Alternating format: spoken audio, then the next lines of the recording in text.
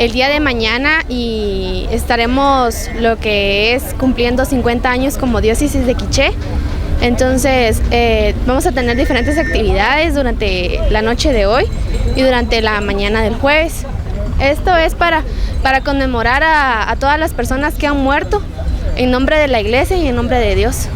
Como se podrán dar cuenta, en la parte de arriba tenemos el logotipo de los 50 años y estamos adornando porque es una fiesta que no se va a tener siempre, sino que simplemente este año.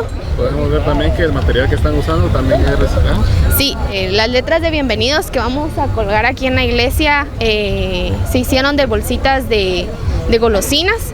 Se utilizó la parte de atrás ya que es plateada y lo que tratamos de concientizar también es de que no simplemente con el hecho de hacer impresas las cosas podemos apreciar una linda creatividad, sino que nosotros tenemos que, como jóvenes, nos tenemos que dar luz a lo que Dios nos dio y que son nuestras capacidades.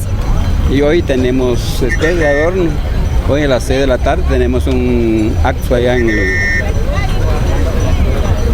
la escuelita aquí abajo, en el Colegio Rosario, a las 6 de la tarde para medianoche. Después de mañana también Santa Misa por cumplir 50 años de nuestra diócesis del Quiché.